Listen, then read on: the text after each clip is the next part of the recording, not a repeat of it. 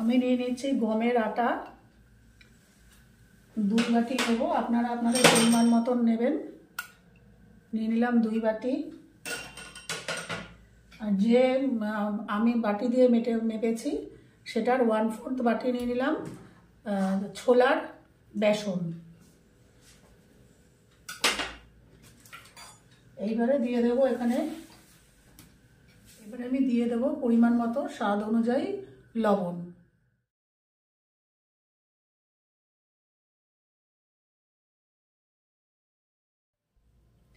দিয়ে দিচ্ছি পরিমাণ মতো স্বাদ অনুযায়ী লঙ্কা গুঁড়ো।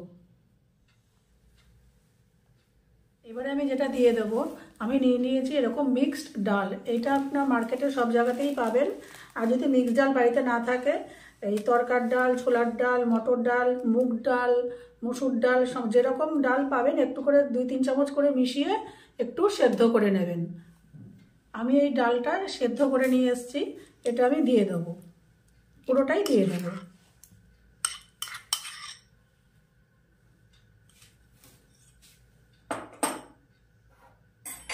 এবারে দিয়ে দেবো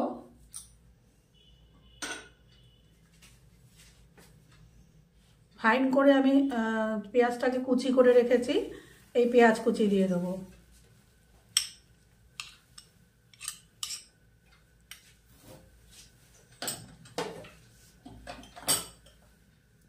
এবারে দিয়ে দেবো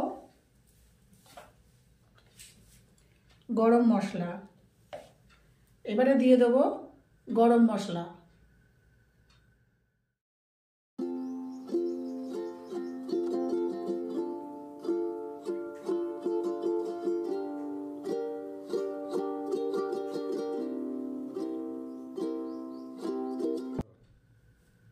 আমি গরম মশলা দিয়ে দিয়েছি, এবারে আমি এটাকে মেখে নেব।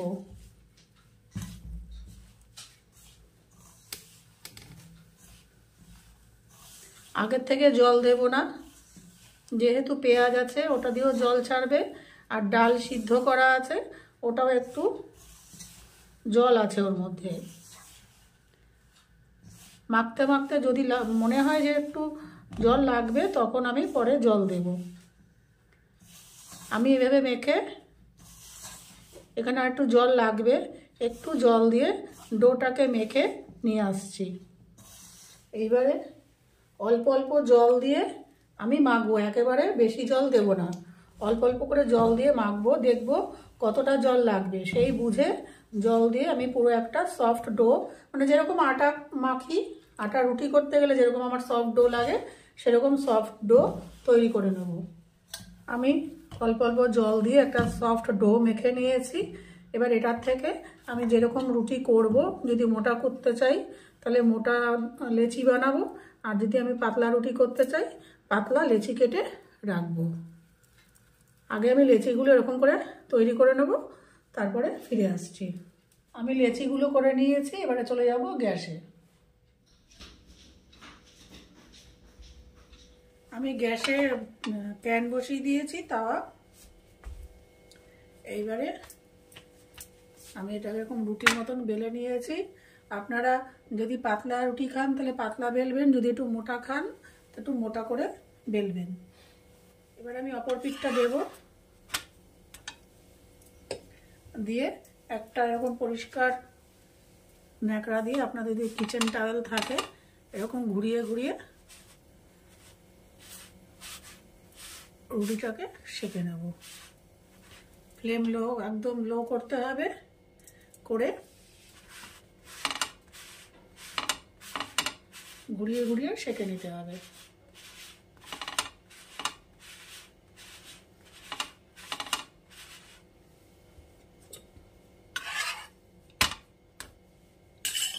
আবার অন্য পিঠটা নেব, নিয়ে এরকম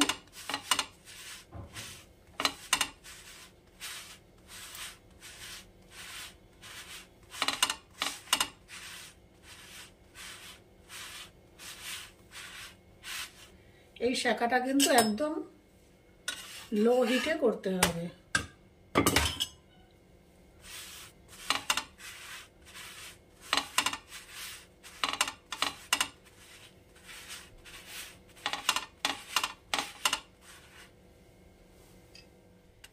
এই রুটিটা আমার সেঁকা হয়ে গেছে। এবার আমি এটাকে তুলে নেব আর সবকটা রুটি আমি এভাবে ভেজে নেব। আর আপনারা যদি চান এর মধ্যে একটু ঘি দিয়ে মাখিয়ে সার্ভ করতে পারেন।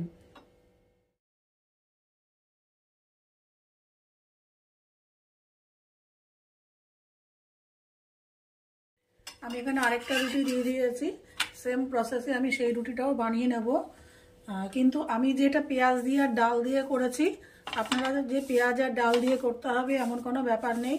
আপনারা এটা ফুলকপি, বাঁধাকপি, মূলো, যা খুশি দিয়েই করতে পারেন। সেক্ষেত্রে প্রসেসটা আমি বলে দিচ্ছি। ফুলকপি, বাঁধাকপি একটু কুড়িয়ে নেবেন বা একটু ভাপিয়ে নেবেন, একটু হালকা সেদ্ধ করে জলটা ফেলে নেবেন, সেদ্ধ করে জলটা ফেলে ঠান্ডা করে নেবেন। তারপরে যেরকম আমি আটার সঙ্গে মাখলাম আপনারা সেভাবে মেখে নেবেন। সেক্ষেত্রে আর আপনারা এই ডালটা দেবেন না, পেঁয়াজ টেয়াজ সবই দেবেন, ডালটা দেবেন না। পালং শাক দিয়ে করা যায়। পালং শাক কুচি করে একটুখানি ভাপ দিয়ে জলটা ফেলে জলটা ঝরিয়ে নিয়ে আটার সঙ্গে মেখে পালং শাক দিয়েও করা যায়।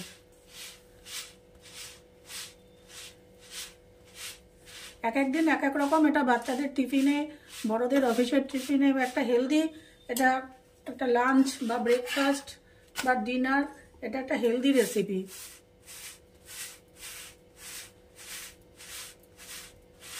যে বাচ্চা শাক খেতে চায় না আপনারা শাক দিয়েও এটা করে দিতে পারেন রুটির মধ্যে, ওটা টেরই পাবে না। ফুলকপি, বাঁধাকপি কুচিয়ে দিয়ে দেবেন। এইভাবে ঘুরিয়ে ঘুরিয়ে নিয়ে এপিট ওপিট করে নিয়ে আমি পুরো রুটিটা, সবকটা রুটি এভাবে করে নেব। করে ফিরে আসছি আপনাদের কাছে পরের প্রসেসটা দেখাতে। আমি রুটিগুলো বানিয়ে নিয়ে এসেছি। এই রুটিগুলো আপনারা গরম গরম বাটার বা ঘি মাখিয়ে আপনারা গরম গরম এটাকে সার্ভ করবেন। আমি ঘি দিলাম, আপনারা ইচ্ছা করলে বাটারও দিতে পারেন। আমার ছেলে ঘি দিয়ে পছন্দ করে তাই আমি এটাকে ঘি দিলাম।